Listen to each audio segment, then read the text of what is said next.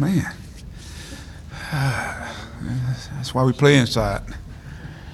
Indoor sport. Everybody good? All right, Coach, you can start us off. Now we hit the road to Columbia, South Carolina. Play against a South Carolina team that started the league playing really, really well. I think a lot of things have come together for them, and like all Frank Martin's team, they're going to be defensive-minded, very physical, great size, a great player in Silva. He's had a phenomenal career. Seems like the guy's been there for 6 years, and he just keeps getting better. But they have size inside, and something we have to contend with. And they've got some talented young players. The Lawson kid, the Bryant kid, and the Gravitt kid is playing well for them. So we got to answer the bell in terms of the physicality of what's going to take place in this game. You know, their mindset is every rebound is theirs, and they want to go get it. So we're going to really have to bow down and just kind of keep people off the glass and get to the glass ourselves. But tempo is going to be big in this game here, and so it's the next game on our schedule. It's the second half of conference play, if I'm not mistaken. So we look forward to the challenge. Yeah, Mike, I was going to ask you, you're 5-4 at the halfway point, obviously on a roll right now. How do you feel about where you guys are at the halfway point and what you can do in the second half of the conference season? There's room for improvement, Bob. I think we're starting to get some key guys that's starting to play at a consistent level. That's the key, is consistency level. You know, obviously Daniel, we know what's expected out of him, what people are coming at him, they're doubling, and he's got to be able to deflect to some of the other guys. And I think when those guys step up, it takes a lot of the load off of Daniel. So, and when those forwards, we talked about the Gabe, Adrio, and Reggie Chaney, when they bring rebounding, intensity, defensive mindset, and scoring, open up the floor, I think it makes us a much better basketball team.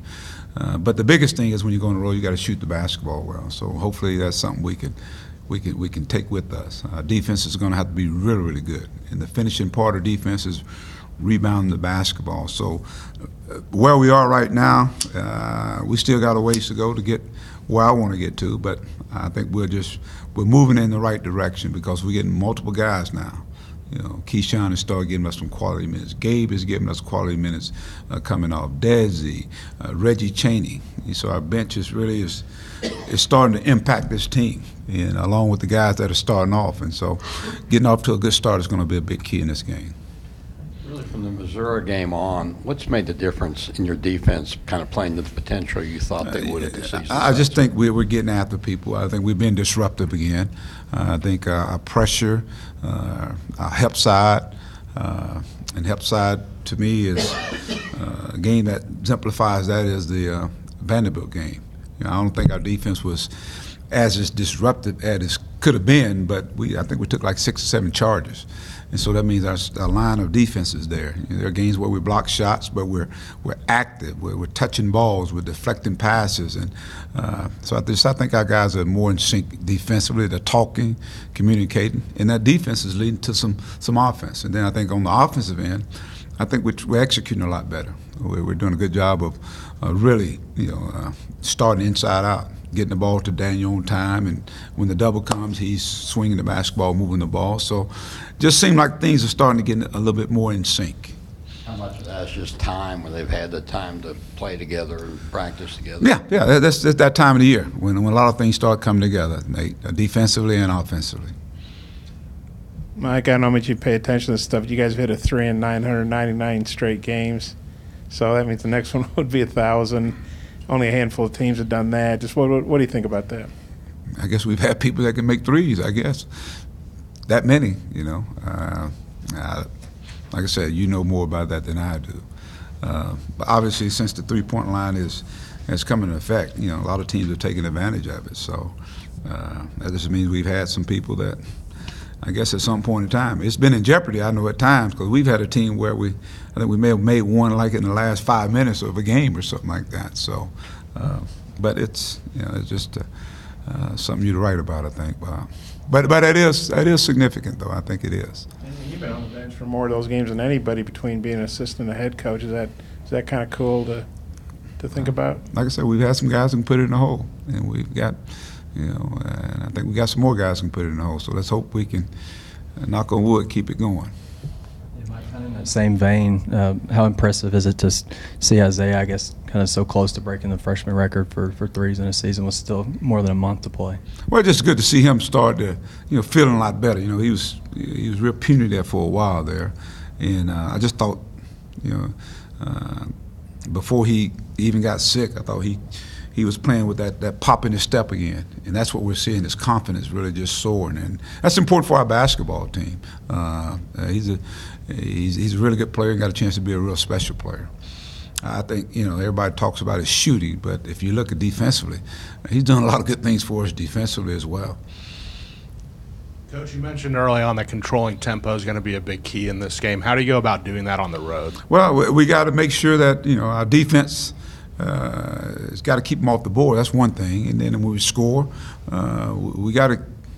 I don't want to be predictable with our defense, whether we're in a matchup man, full court, half court. I don't want to be predictable, and so I think we're getting to a point now where we can do that. We can play multiple defenses and hopefully be effective with it. But offensively, we want to get the game up and down the floor. I think that favors us and make South Carolina get to their bench. But at the same time, if we don't have anything, we got to be able to execute. I think that's the biggest key, is that being able to execute and just find a way to hang around and hang around. You got to shoot the ball well. You got to rebound. You got to not turn the ball over. That's one of the things I'm looking at, because they're a good defensive team. They get up in the lanes on you, and so it's going to test our guys. This is another test for our basketball team. Mike, you mentioned Silva a minute ago. How do you see the inside matchup with him and Daniel? I don't. Everybody look at just Daniel, but they got some other guys. The Kosar kid is playing really well for them. He's an inside-outside guy. The Hasse kid can step out and shoot the basketball. Silva's a great player. I mean, he's a senior. Daniel's a sophomore. So, it's two guys that offensively I think they can score. He can step out and shoot the basketball. He's made, I think, 4 or 5 threes this year. Matter of fact, I saw in one game where he made back-to-back threes in one game this year in conference play. So he's really broadened his game, and it just brings a physicality to the game. He rebounds the basketball. He's the leader of their team, and Daniel's the leader of our basketball team. So hopefully Daniel can have a tremendous outing. He did against Vanderbilt here, and so we need Daniel to step up and play for us from the start, beginning, in the middle, and finishing the game off. How big a key will it be, whether it's Silva or Gafford who gets the one in foul trouble first? I think that's going to be important there. Obviously they play a physical brand of basketball, and we've got to be able to hold our own in that standpoint. Can't get pushed around. I think that's got to be the key, and we got to have poise. I think that can't lose our cools. It's going to get a little testy out there, but I think that's going to be a key.